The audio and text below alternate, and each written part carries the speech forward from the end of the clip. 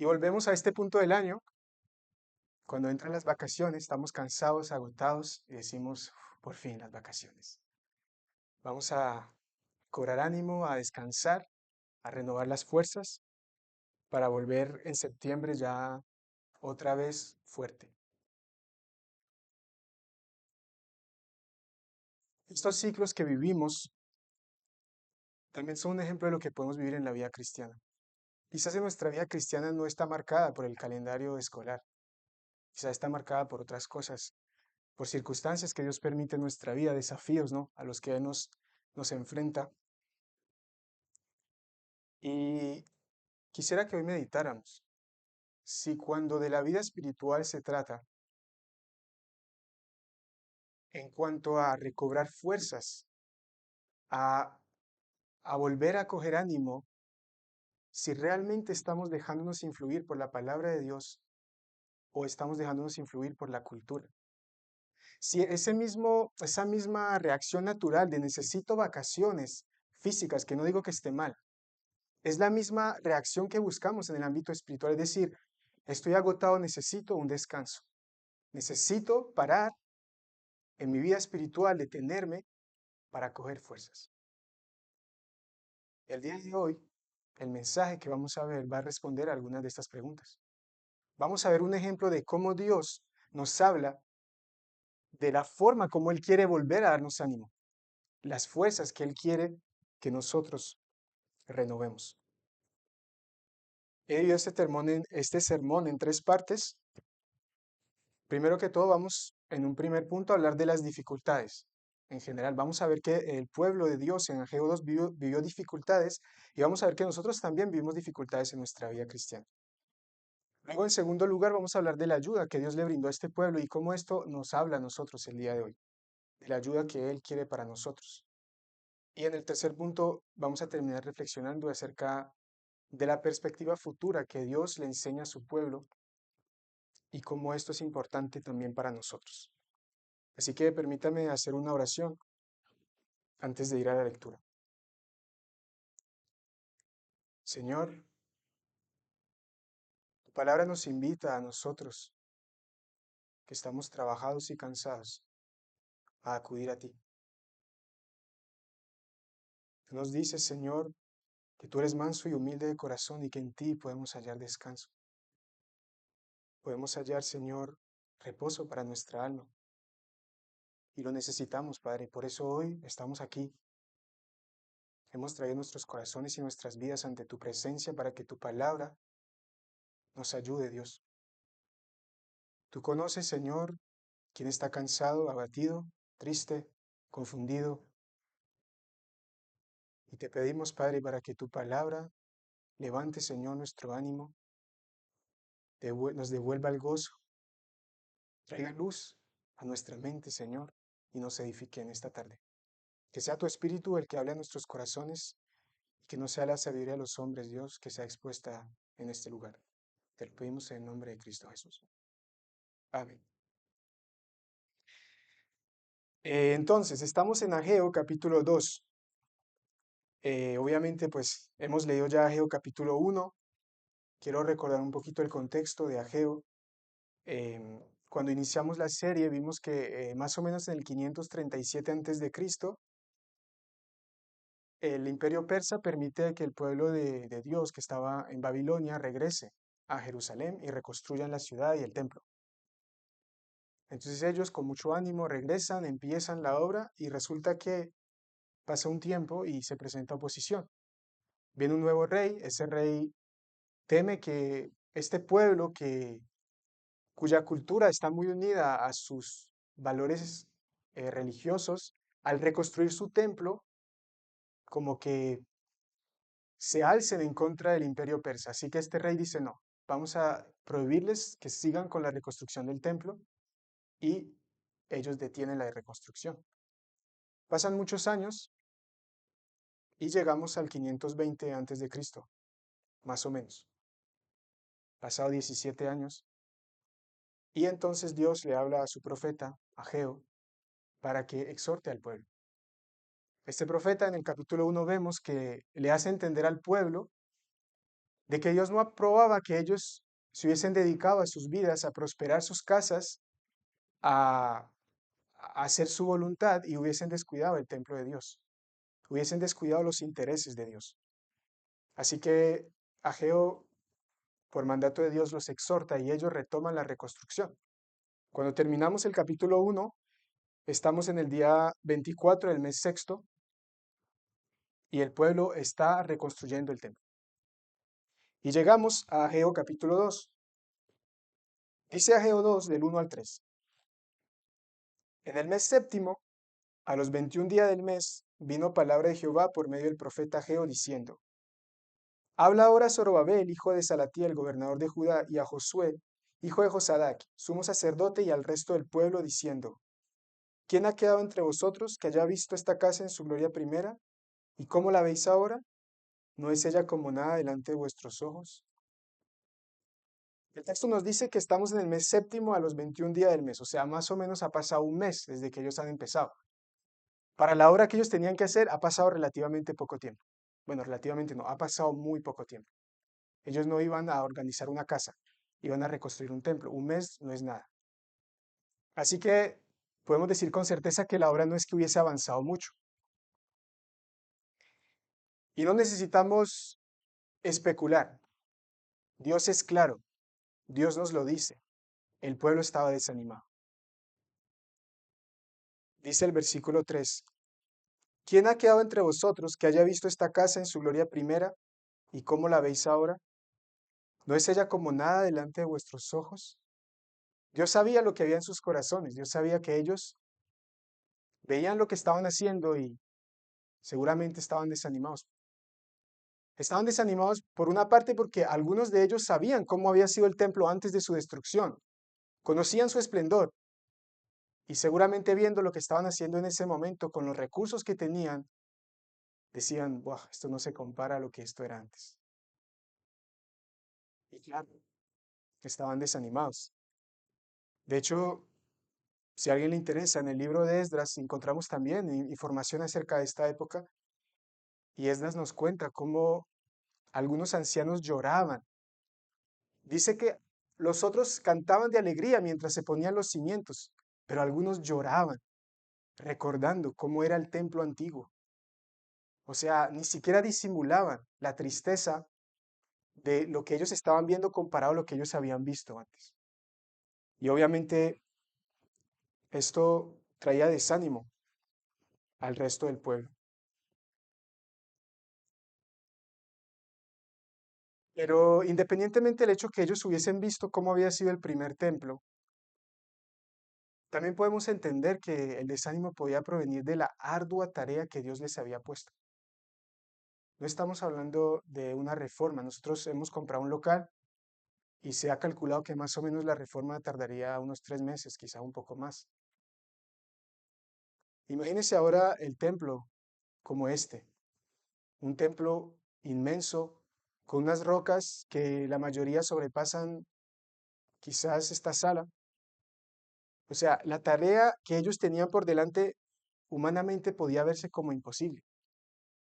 Ellos apenas llevaban un mes. Quizás habían empezado con mucho ánimo, pero ahora, poco a poco, como nos pasa a nosotros, los ánimos habían decaído. Y obviamente tenemos que, como les decía ahora, recordar cuáles eran las circunstancias. Ellos no estaban en su mejor momento a nivel económico. Años atrás, cuando ellos habían regresado de Babilonia, el rey persa los había enviado con mucho oro, con muchos materiales, porque no solamente él quería que ellos reconstruyeran su templo, sino que quería apoyarlos en la reconstrucción. Pero recuerden que ellos durante un tiempo dejaron de reconstruir el templo y seguramente usaron todas esas riquezas para embellecer sus casas. Y Dios empezó a castigarlos, impidiendo que prosperaran. Sus cosechas ya no daban fruto. Tenían que alquilar sus vidas para poder comer.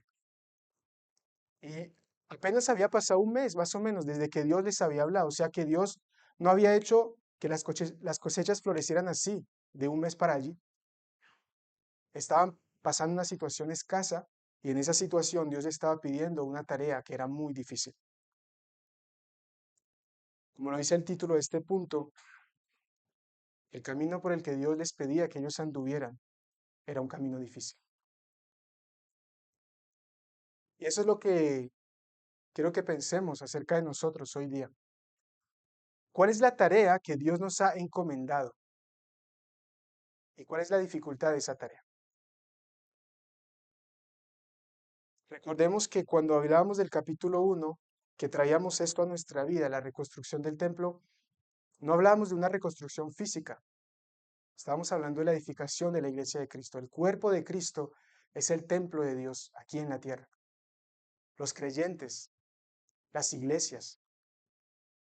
Y el llamado de Dios cuando nos dice que dejemos de atesorar para nosotros, de interesarnos en nuestras vidas primero, es que participemos en la extensión del reino de Dios aquí en la tierra, en la edificación de nuestra iglesia, en llevar las buenas nuevas a los perdidos.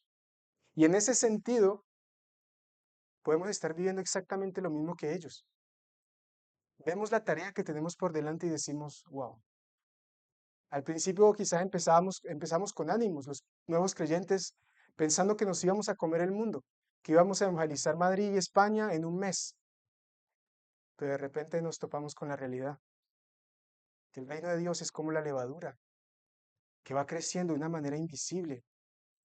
Si Dios hubiese querido convertir la tierra en un mes, lo hubiese hecho con la iglesia primitiva. Pero el reino de Dios no es así, va avanzando lentamente. Y en esa lentitud Dios quiere que nosotros trabajemos. Y a veces llega un momento donde nos sentimos agotados, donde podemos sentirnos como este pueblo, que las fuerzas nos faltan y que la tarea que tenemos por delante es difícil. Hay por lo menos dos aspectos de la vida cristiana que me hacen pensar en la tarea de ellos y en nosotros. El primer aspecto es nuestra lucha con nuestra carne. La Biblia dice que tenemos tres enemigos: el mundo, el diablo y la carne. Hace poco leí un libro de Samuel Masters, se llama En Espíritu y en Verdad. Y él decía, no voy a decir que es más difícil enfrentar la carne que enfrentar el diablo del mundo, no son cosas que se pueden comparar así de fácil. Pero él decía que la carne es como en la guerra, ese enemigo que se ha infiltrado tras nuestras líneas. No son los ejércitos enemigos que tenemos delante con los que tenemos que luchar. Es el espía que está en medio de nosotros y que va a hacer mucho daño. Y en ese sentido decía, tienes que cuidarte del diablo y del mundo, pero ten cuidado de ti mismo, de ese enemigo que está dentro de ti, que busca tu caída todos los días. Esa lucha, hermanos, no es fácil.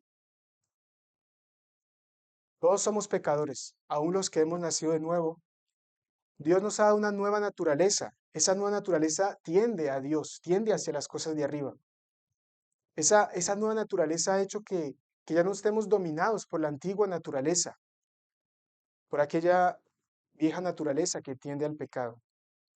Pero el hecho de que Dios nos haya dado esa nueva naturaleza no significa que Él haya aniquilado la antigua. No, el viejo hombre sigue ahí, debilitado, ya no dominando sobre nosotros, pero sigue ahí, sigue vivo, sigue en nosotros y nos incita a pecar.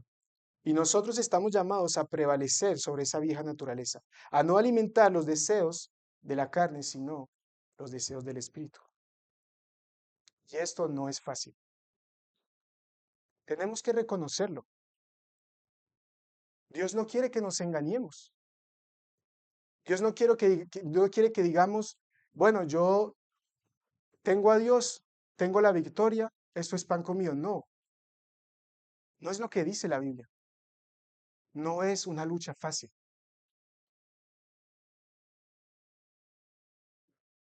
Todos los días luchamos con el miedo, con el orgullo, con la ira, con el rencor, con el inconformismo, la falta de contentamiento, con la ingratitud, con la tristeza, con el dolor, con la ambición.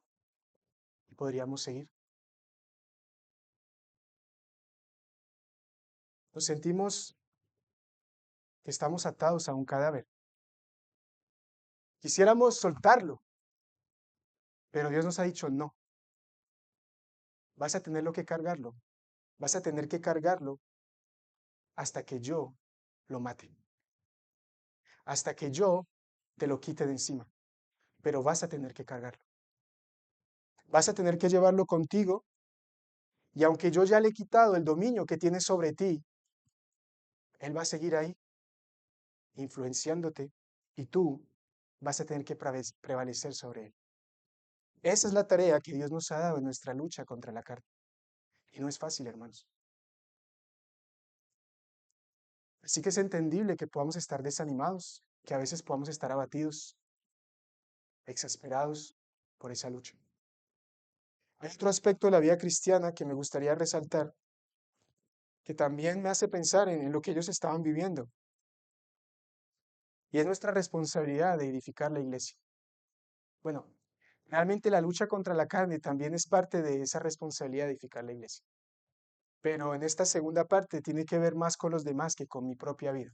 Primero mi vida, sí, mi propia lucha, pero luego Dios me ha llamado a participar, a colaborar para que otros también sean animados en su lucha.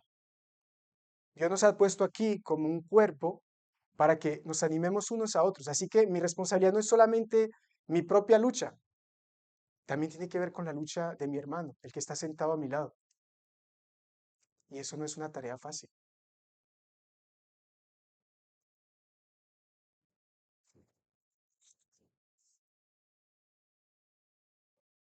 Quiero resaltar que no es una opción, que ser parte de un cuerpo y edificar a otros, animar a otros, dejarse utilizar por Dios para bendecir a otros no es algo opcional, no es un extra. No está dado para algunos hombres capacitados y el resto simplemente debemos dedicarnos a nosotros mismos. No, es un llamado que Dios nos ha hecho. De igual manera que Él llamó a su pueblo a reconstruir ese templo, Él nos ha llamado a nosotros a participar en la edificación de la vida de otras personas, a involucrarnos en el crecimiento de otros. Y si nos cuesta con nosotros mismos, imagínense cuando agregamos más pecadores a la ecuación. No es una tarea fácil.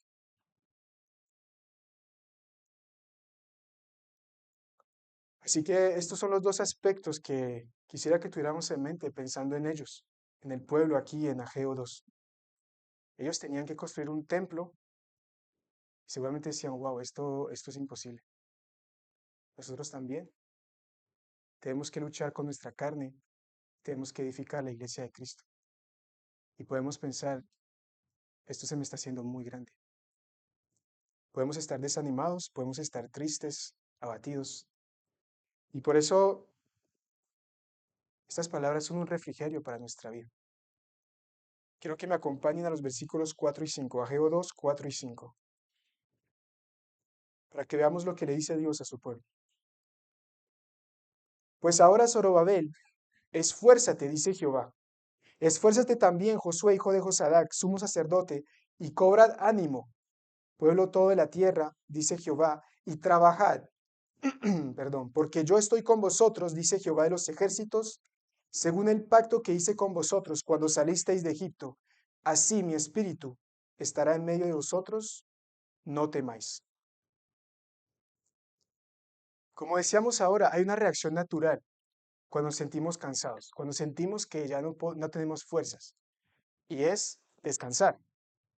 Es como cuando estamos corriendo y llega un momento en que sentimos que no podemos más, ¿qué hacemos? Nos detenemos, caminamos, bajamos el ritmo. Pero algo curioso en esta exhortación de Dios. Él no dice absolutamente nada parecido a esto. Ellos están desanimados, están cansados y Dios les dice, esfuércense y trabajen. Cobren ánimo. Quizás no es lo que quisiéramos oír, quizás esto no encaja en nuestra lógica, pero es que los pensamientos de Dios están por encima de los nuestros. No estoy diciendo que esté mal tomar vacaciones del trabajo, de algunas cosas que nos agotan físicamente. Pero en cuanto a la lucha a la que Dios nos ha llamado en la área espiritual se trata, Dios no nos pide que tomemos un break. Dios no nos dice que hagamos un alto en el camino y descansemos. Dios nos pide que nos esforcemos. Pero en ese esfuerzo, Él se asegura que entendamos algo. Él le dijo a su pueblo, versículo 4 al final, porque yo estoy con vosotros, dice Jehová de los ejércitos.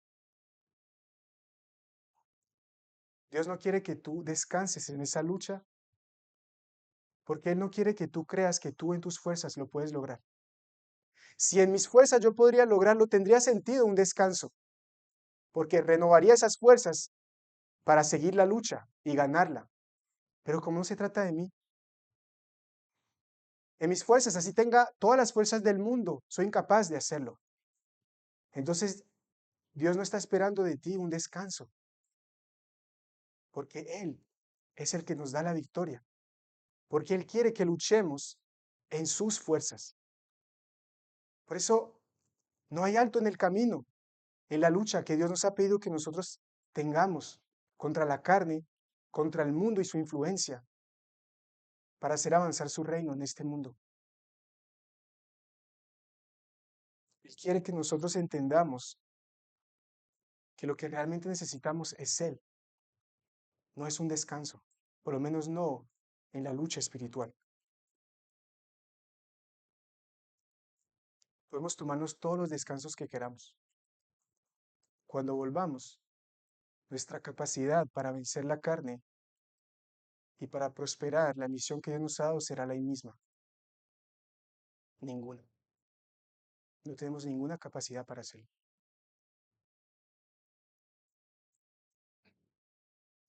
Si tuviéramos las fuerzas suficientes para hacerlo hipotéticamente, pero su presencia no va delante de nosotros, como está escrito en el Salmo 127. Si Jehová no edificare la casa, en vano trabajan los que la edifican. Si Jehová no guarda la ciudad, en vano vela la guardia. Se dan cuenta que incluso teniendo fuerzas, de nada nos sirve trabajar si Dios no va delante de nosotros, si no es su presencia la que nos dirige. Y cuando no tenemos fuerzas y decimos, pero Señor, ¿cómo voy a seguir si ya no doy más?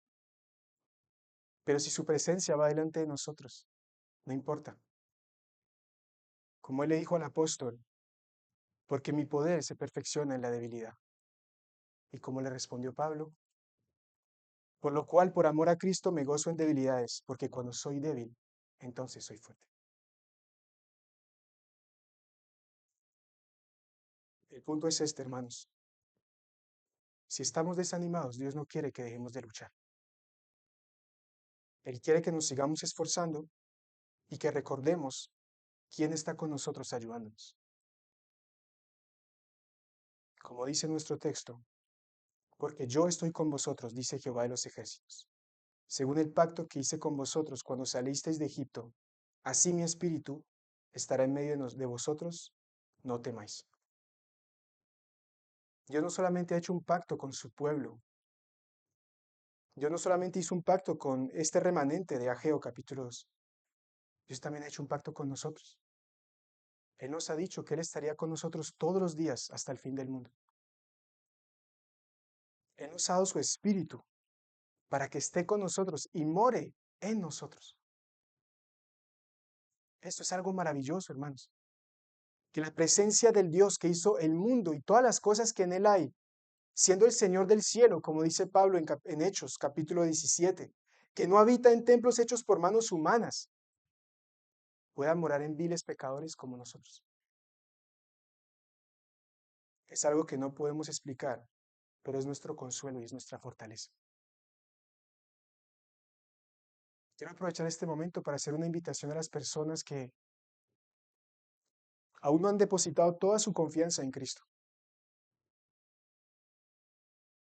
Todos necesitamos ayuda. Nadie puede en este mundo solo por sus propias fuerzas.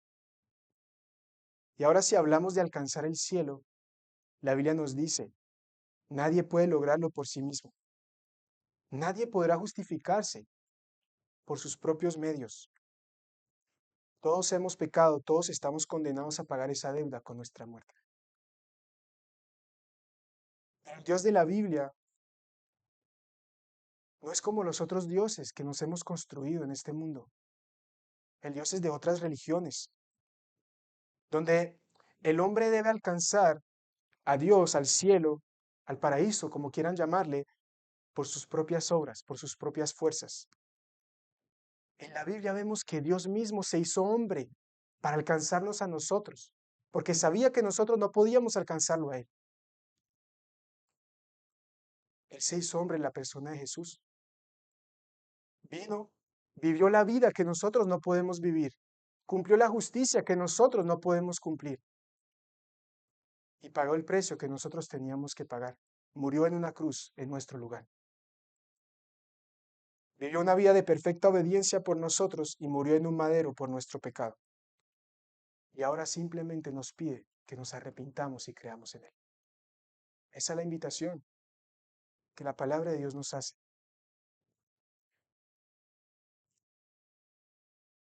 Nosotros podamos ser declarados inocentes a pesar de nuestro pecado por la sangre de Cristo. Y que podamos ser vistos justos delante de Dios a pesar de nuestra gran maldad por la vida que Cristo vivió. Así que quiero extender esta invitación a todo aquel que aún no haya depositado su confianza en el Hijo de Dios. Aquí no hay ricos en espíritu, aquí no hay sanos espirituales. No hay hombres ni mujeres perfectos en la iglesia. Solo hay hombres y mujeres pobres en espíritu, enfermos espirituales, personas que reconocen su pecado, personas que reconocen su necesidad de ser limpios y que hemos depositado nuestra esperanza en Cristo. Y hemos aceptado vivir como peregrinos en esta tierra. Hemos aceptado trabajar para que el avance del reino de Dios, con la indispensable ayuda del Espíritu Santo, se haga a través también de nosotros. Trabajando, esforzándonos, cobrando ánimo, como nos dice este pasaje. Y mi invitación es que tú también te unas a nosotros por la sangre de Cristo. Así que si alguien quisiera unirse a este cuerpo, si alguien quiere arrepentirse y creer en el Hijo, simplemente tiene que humillarse delante de Dios. Y nosotros como cuerpo estamos aquí para ayudar.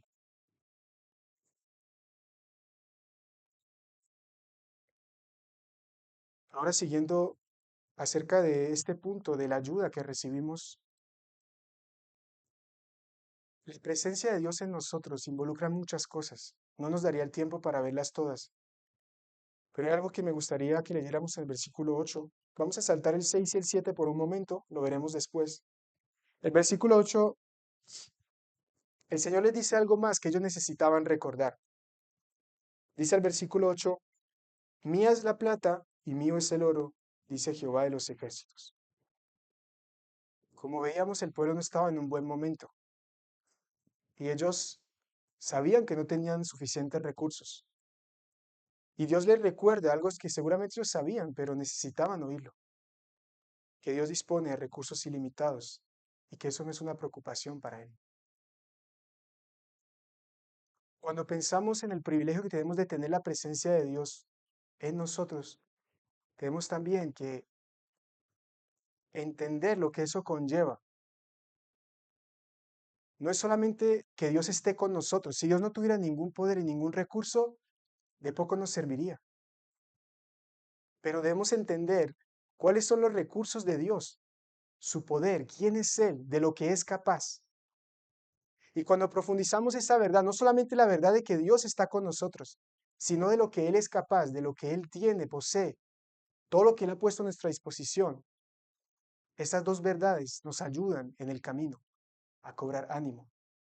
Parece algo obvio, problema es que nuestro corazón es engañoso. Parece algo obvio decir que el hecho de entender que Dios está con nosotros conlleva la idea de todo lo que Dios representa, lo que Él puede hacer. Pero si realmente lo entendiéramos, no buscaríamos ser independientes, no nos alejaríamos de Él, no buscaríamos llevar nuestra vida según nuestros criterios. Eso simplemente nos da a entender de que nuestro corazón nos engaña y que realmente, aunque una parte de nosotros parece saber que Dios es Dios, otra parte como que se le olvida o se engaña y no quiere creerlo. Por eso, entender que Dios está con nosotros también implica entender quién es Dios, de lo que es capaz.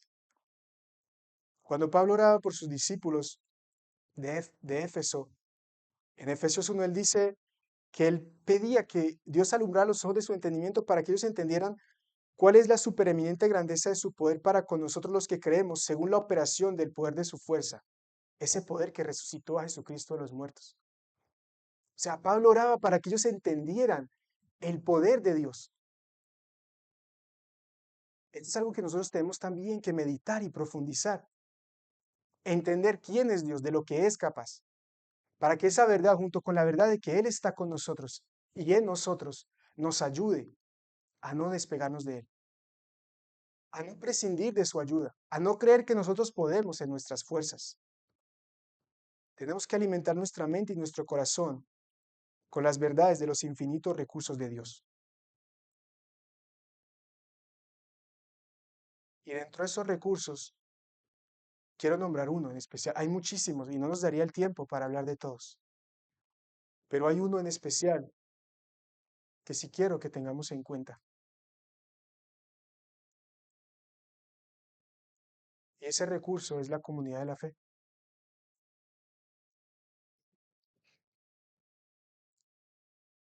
Tenemos una tentación muy grande desde el principio de los tiempos. La tentación es creernos Dios.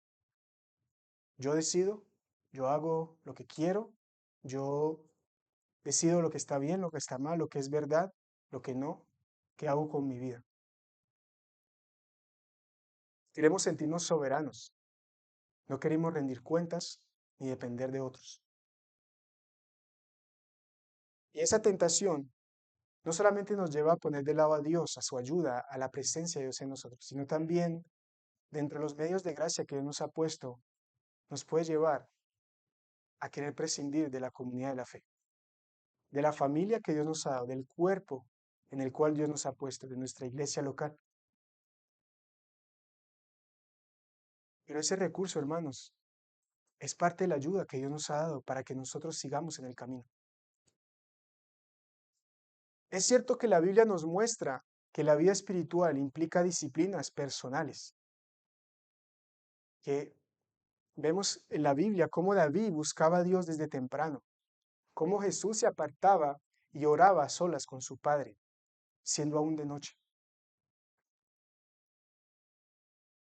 Sin embargo, hoy en día hay esta creencia de que estas disciplinas personales son el fundamento de mi vida espiritual. Y sobre estas disciplinas vienen las demás, como es la vida en cuerpo. Yo primero tengo que ser ese soldado fuerte en mi intimidad, un hombre de oración, un hombre de Biblia, un hombre casi perfecto. Y entonces, después, entonces yo me involucro en un cuerpo, yo sirvo, yo participo, yo edifico a otros. Pero quiero hacerles una pregunta. ¿Eso es lo que vemos en la Biblia?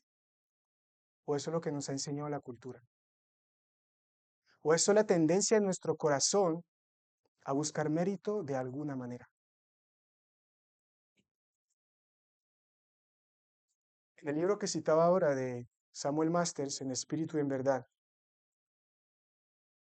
el autor asocia esta idea más con la cultura y con la tendencia humana que con la escritura, que con el testimonio que vemos en la Biblia.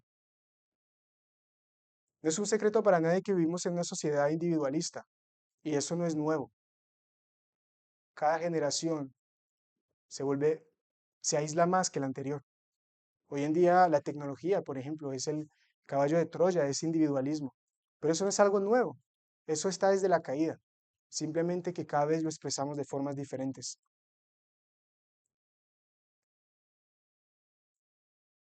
Y el autor reflexiona el hecho de que a veces quizá hemos dejado que eso entre dentro de la iglesia, ese individualismo.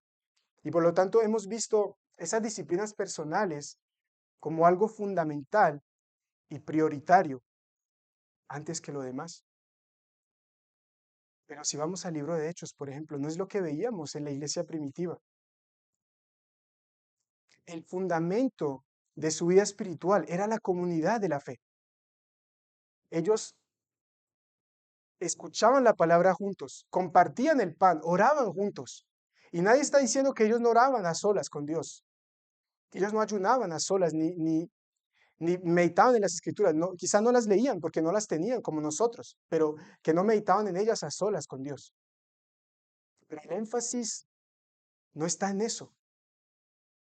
El énfasis estaba en esa vida en comunidad y cómo esa vida los ministraba a cada uno de ellos, enriquecía las demás áreas de su vida, de su relación con Dios. Así que yo los animo a que meditemos en los pensamientos de a que dejemos que Dios, perdón, nos lleve a entender cuáles son las intenciones de nuestro corazón. Si quizás hemos puesto aquellas disciplinas personales como una meta prioritaria y hemos descuidado el cuerpo, y de esa manera hemos tentado a Dios. Porque eso es tentar a Dios, hermanos. Nadie dice que Dios no puede hablarme estando en mi cuarto solo, meditando en la palabra de Dios. Ni que yo no puedo escuchar una voz audible hablarme como le habló a Moisés estando orando con Dios. Dios puede hacer lo que quiera, si quiere Él puede hacerlo. Pero no es lo que Él ha dicho que Él iba a hacer en su palabra. No es la forma como Él ha dicho que Él iba a orar. Y si estamos haciendo eso y esperando eso, estamos tentándolo. Él nos ha dicho que nos reunamos, que Él nos iba a hablar aquí en este lugar, por ejemplo. Oremos juntos, que Él en este lugar iba a derramar una unción especial para ministrarnos, para edificarnos, para instruirnos. Y esa unción la llevamos a nuestra casa y nos arrodillamos y oramos a Dios y meditamos en lo que Él nos ha dicho, en lo que hemos visto, quizás en los roces que hemos tenido con algunos hermanos, en cómo hemos pecado y pedimos perdón y nos arrepentimos. Pero la vida en comunidad es el fundamento, es la base que Dios ha puesto para ayudarnos en nuestra lucha. Él no quiere superatletas en su iglesia. Él quiere hombres que se humillen, que reconozcan que no son sus fuerzas ni sus métodos, sino que es Él, por medio de su Espíritu. Y ese Espíritu se derrama en la congregación de los santos. Y de ahí se riega hacia los bordes de las vestiduras, como dice el Salmo 133, hacia cada creyente, hacia cada miembro del cuerpo de Cristo. Ese es el orden bíblico, hermanos. Es importante que lo entendamos, porque si no lo entendemos, cuando estemos desanimados, ¿qué vamos a hacer? Vamos a decir a la iglesia, lo siento, hermanos, estoy en un mal momento, necesito aislarme. Necesito fortalecerme primero, entonces cuando esté fuerte vuelvo. Vamos a dejar de servir, quizás vamos a dejar de congregarnos, vamos a dejar de compartir con los hermanos.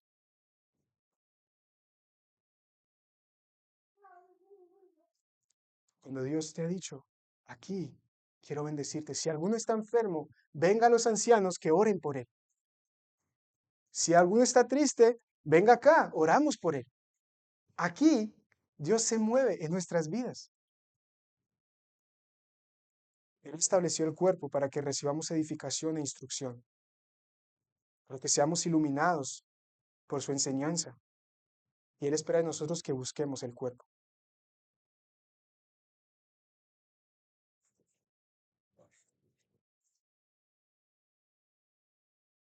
Vamos a pasar a nuestro tercer punto. Pudiéramos seguir hablando de este punto, pero no quiero extenderme. El final del camino. Vamos a ir a Ageo capítulo 2. Vamos a leer los versículos que saltamos, el 6 y el 7. Perdón.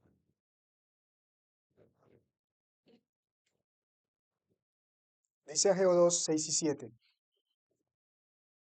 Porque así dice Jehová de los ejércitos, de aquí a poco yo haré temblar los cielos y la tierra, el mar y la tierra seca. Y haré temblar a todas las naciones, y vendrá el deseado de todas las naciones, y llenaré de gloria esta casa, ha dicho Jehová de los ejércitos. Hay una forma como el Señor, en varias ocasiones en la Biblia, alienta a su pueblo.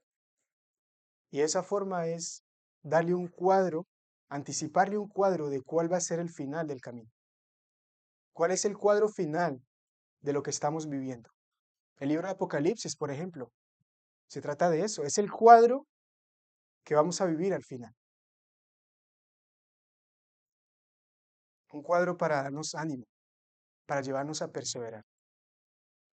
Y Él lo hace porque Él sabe que nuestra condición es limitada, que nosotros fácilmente nos dejamos influenciar por las apariencias. Así que Él a veces necesita llevarnos a mirar más allá de lo que ven nuestros ojos. Y es lo que hace aquí en Ageo capítulo 2. Lo que ellos estaban viendo en ese momento, este pueblo, no era algo muy alentador. Pero el Señor les dice que algún día ese templo que ellos estaban viendo en proceso de reconstrucción, seguramente menospreciable, algún día será lleno de su gloria. Y no solamente les dice eso, sino que en el versículo 9 dice, la gloria postrera de esta casa será mayor que la primera, ha dicho Jehová de los ejércitos, y daré paz en este lugar, dice Jehová de los ejércitos. No solamente Él promete que la visión futura será gloriosa, sino que incluso no se comparará a lo que ellos ya conocían. Será mucho mayor. Será algo más esplendoroso de lo que ellos habían conocido y visto, de ese primer templo que había hecho Salomón. Y es lo mismo que nosotros también tenemos que recordar. Que Dios nos ha adelantado el final del cuadro. Dios nos ha hablado del final del camino. Hay muchas cosas que podemos decir acerca del final de los tiempos, pero hay dos que se conectan directamente con las dificultades que hemos hablado. La primera es que aquella lucha contra el pecado va a cesar. Ese cadáver que arrastramos, o bueno, ese zombie, porque no está muerto realmente, que arrastramos, Dios lo va a desatar de nosotros. Nos va a liberar de él. Ese viejo hombre que hemos tenido que cargar, no vamos a tener que llevarlo por la eternidad. El Señor nos ha prometido una liberación completa de todo mal, no solamente en nuestra vida, sino también en su creación. Y en segundo lugar, dice la Biblia que Dios se manifestará a todos los hombres. Como dice en Habacuc capítulo 2, porque la tierra será llena del conocimiento de la gloria de Jehová, como las aguas cubren el mar. El reino de Dios no va a ser más como esa levadura que avanza de manera invisible. Será algo visible. Dios se va a manifestar a todos y por fin podremos descansar junto a Él. Así que familia, es importante que tengamos ese cuadro en mente. Es otra de las maneras como Dios nos alienta y nos ayuda a cobrar ánimo en el camino. Hace poco leía acerca de, no recuerdo el autor, perdón, decía que todo cristiano debería considerar su escatología personal. La escatología es la doctrina del fin de los tiempos. Pero él no se refería a que todos nosotros tenemos que adoptar una postura acerca de que si somos amilenialista o posmilenialista o dispensacionalista, no. Él no se refería a eso, no se refería a los detalles, a que si los 1000 años son simbólicos, son reales, que si estamos en ellos o no, que acerca de la tribulación, acerca del rapto, todas esas cosas, no. De hecho, recomienda no ser muy rígido con eso. Podemos tener posturas personales, pero realmente no sabemos, solo Dios sabe. A lo que él se refería cuando él considera que todo cristiano debe tomar en cuenta la escatología al final de los tiempos es simplemente que todo cristiano debe tener en mente la brevedad de su vida.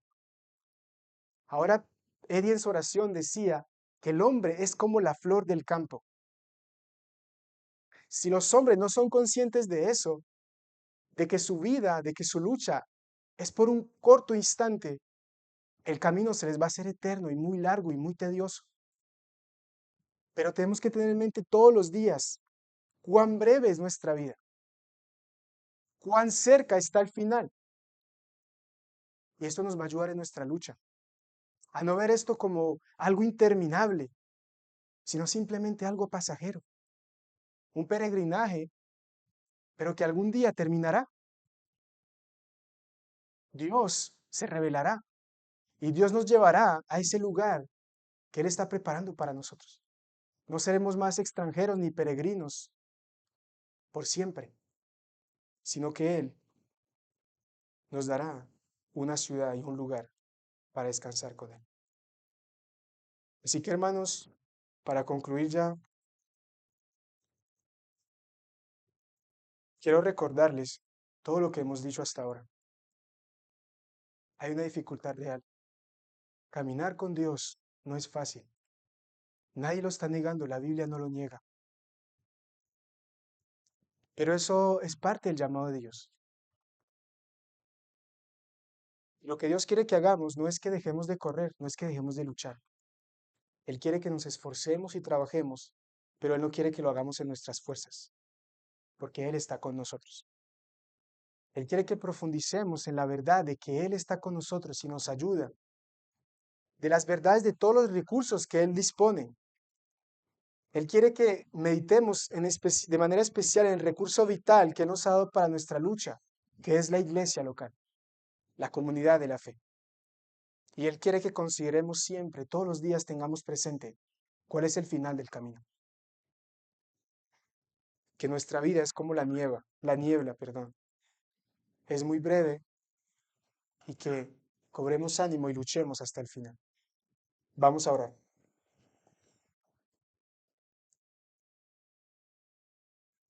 Padre, tu palabra dice que tú eres el Dios eterno, que tú creaste los confines de la tierra, que tú no desfalleces, ni te cansas, ni te fatigas, sino que tú das esfuerzo al cansado. Tú multiplicas las fuerzas al que no tiene ninguna, y que en ti, Señor, los que flaquean y caen, se levantarán y tendrán nuevas fuerzas. Nos levantaremos como las águilas y correremos, Señor, y no nos cansaremos, caminaremos y no nos fatigaremos. Aquí estamos, Señor, los cansados, los desanimados, los angustiados, los confundidos, los que no les queda ninguna fuerza, Señor. Y hoy rogamos por tu ayuda. Rogamos para que ese espíritu que tú nos has dado, aquel espíritu que levantó a tu Hijo de los muertos, nos levante, Padre. Que tú, Señor, nos des fuerza para que luchemos con el pecado, para que todos los días te santifiquemos con nuestra vida, con nuestros pensamientos, con nuestras palabras, con nuestra conducta. Te rogamos para que tu Espíritu, Señor, sea el que ministre en este lugar en medio de la congregación de los santos, que Él sea el que nos edifique, que nos permita crecer como un cuerpo fuerte, Señor, ayudándonos mutuamente, amándonos, Señor, edificándonos en amor unos a otros, colaborando, sirviéndonos unos a otros, para que todos crezcamos y alcancemos la estatura de la medida de la plenitud de Cristo. En tus manos, Señor, encomendamos nuestras vidas, en tus manos encomendamos nuestra iglesia, encomendamos en tus manos tu iglesia universal, Señor, todos los cuerpos de las iglesias locales, para que tú, Señor, nos sigas llevando a glorificar tu nombre en medio de las naciones. A ti, Señor, sea toda la gloria y toda la honra, en el nombre de Cristo Jesús. Amén.